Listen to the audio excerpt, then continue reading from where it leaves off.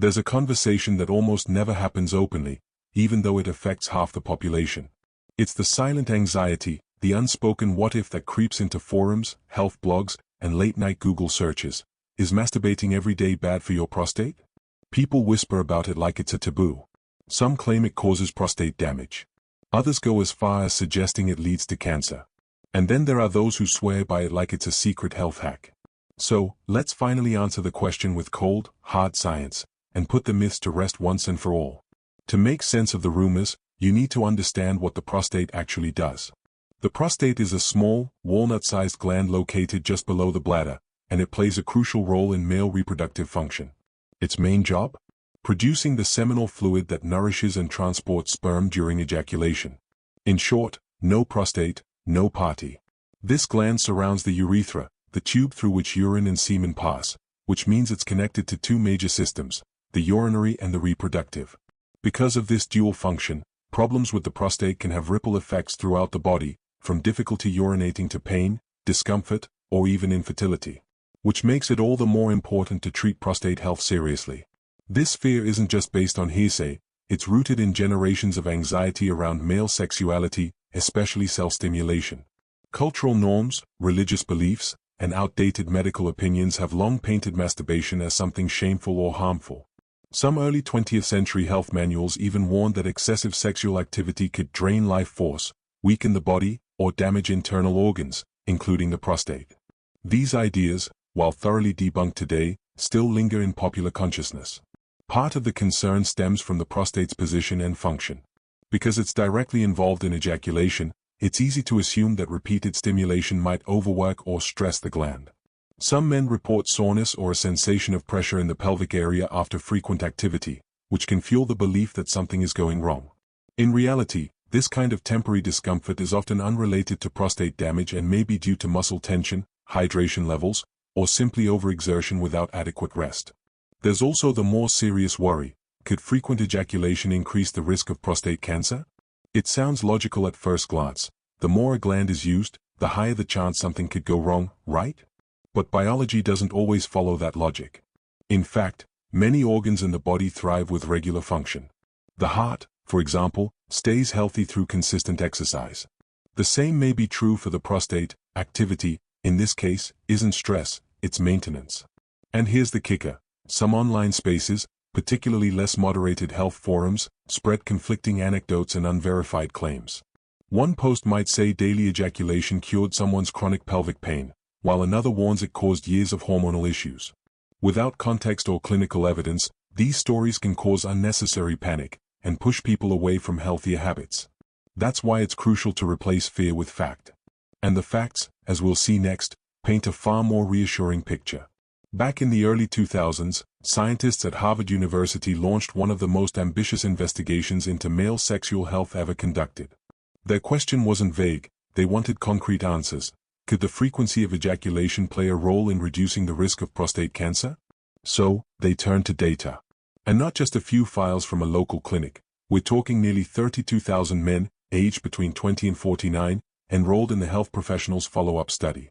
These participants were tracked for 18 years, providing a treasure trove of lifestyle, diet, and health data. Among the questions: how often do you ejaculate in a typical month? The researchers weren't tiptoeing around the subject, they were asking directly. But here's where things got truly groundbreaking. As the years rolled by and medical records piled up, a trend emerged. Men who ejaculated 21 times or more per month had a statistically significant 33% lower risk of developing prostate cancer compared to men who only ejaculated 4 to 7 times a month. This wasn't a slight correlation, it was a bold, measurable difference. What made this study particularly compelling wasn't just the size or the time span, it was the rigorous control for other risk factors. The researchers adjusted for diet, body mass index, smoking, alcohol consumption, and family history. Even after accounting for these variables, the protective effect of frequent ejaculation stood firm. And no, the benefit wasn't exclusive to young men. The protective association held steady across all age brackets, suggesting that ejaculation might play a role in prostate health throughout adulthood, not just in the hormone-charged years of youth. This wasn't just another study buried in an academic journal. It quickly gained attention in medical circles, redefining how doctors approach conversations around sexual health, aging, and cancer prevention. And it left one powerful message echoing through urology clinics worldwide. Ejaculation might not just be normal, it might be necessary for long-term prostate wellness. Why frequent ejaculation might be beneficial. To understand the benefits of regular ejaculation, we have to think of the prostate less like a passive gland and more like a busy biological factory. It's constantly producing prostatic fluid, rich in enzymes, zinc, and nutrients, that mixes with sperm to form semen. Now, imagine this fluid being manufactured daily but never shipped out. What happens to a factory when its inventory just sits there? That's essentially the core of the prostate stagnation hypothesis. Without regular ejaculation, these stored fluids may accumulate and stagnate, potentially creating an environment where cellular waste, toxins, or even cancer-promoting agents can linger longer than they should. Think of it like letting dirty water sit in a tank for weeks. Eventually, things grow that shouldn't be there. But it's not just about flushing out old fluid. There's mounting evidence that ejaculation contributes to the turnover of epithelial cells in the prostate, the very cells where most prostate cancers begin. By regularly clearing out these cells through ejaculation, the body may reduce the chances of mutations taking hold and becoming dangerous. Then there's the stress angle. Studies have consistently shown that sexual activity, whether through intercourse or masturbation, triggers the release of endorphins, dopamine, and oxytocin, all of which help reduce cortisol levels, your body's primary stress hormone. And here's the kicker. Chronic stress has been directly linked to systemic inflammation and weakened immune surveillance, both of which can contribute to cancer development. Furthermore, ejaculation may also help regulate hormonal balance, especially testosterone and dihydrotestosterone, DHT, which are known to influence prostate cell growth. While the relationship between hormones and prostate health is complex, keeping hormone levels in a healthy range through regular sexual activity could offer another layer of protection. What we're seeing is that the benefits of ejaculation aren't limited to the reproductive system, it's a ripple effect. From hormonal balance to immune response, cellular cleanup to mental well-being, frequent ejaculation appears to contribute to a healthier internal environment in more ways than one. Is daily ejaculation the ultimate prostate hack? Not so fast. At first glance, the Harvard study seems like a golden ticket. Ejaculate more often, reduce your risk of prostate cancer by a third. What's not to love, right? But before we turn this into a daily prescription, it's important to put the brakes on and dig deeper. See, while the frequency of ejaculation clearly correlates with better prostate outcomes, correlation is not the same as causation. Men who ejaculate more frequently may also be more physically active, have better relationships, or simply take better care of their overall health. It's not just the act of ejaculation, it's the lifestyle surrounding it. So, saying masturbate daily and you're good to go is oversimplifying a complex biological system. Also, consider context. For some, daily ejaculation might feel natural and effortless. For others, it could be forced, mechanical, or even tied to compulsive behavior. And that's a totally different conversation. Ejaculation should be a natural expression of your body's rhythms, not something that causes stress, disrupts your sleep, or affects your mental health. When the habit becomes obsessive, it can interfere with productivity, mood, and relationships, none of which are good for your health, prostate, or otherwise. Then there's age to consider. A teenager's experience with daily ejaculation is different from that of a 50-year-old. Testosterone levels, energy, libido, and the body's ability to recover all shift over time. What might be beneficial in one life stage could be excessive or even draining in another. And perhaps most importantly, quality matters just as much as quantity.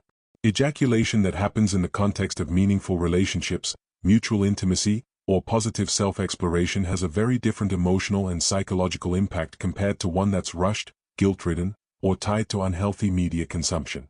So, while the data is compelling, it's not a green light to obsess over numbers. Prostate health isn't about a single hack, it's about understanding your body, listening to it, and making informed, balanced decisions. For years, men have carried a quiet guilt or concern about masturbation. Some believed that frequent self-pleasure might lead to swelling of the prostate, hormonal imbalance, or even irreversible damage. Others thought it could drain energy, affect fertility, or cause premature aging. The irony? These fears, largely based on outdated beliefs and cultural discomfort, have zero grounding in current medical science. Now, the facts. Modern research, especially the long-term Harvard study we discussed earlier, tells a completely different story. Frequent ejaculation isn't just harmless, It appears to help the body in maintaining cellular health within the prostate. In this context, regular release serves a biological purpose. It's not indulgence, it's function. And yet, this myth persists. Why? Because very few people talk about male sexual health with clarity and nuance. The topic is often wrapped in shame, humor, or outright misinformation. Add in an internet full of conflicting advice, and it's no wonder confusion dominates. But busting this myth isn't just about setting the record straight, it's about empowering people to understand their bodies without fear.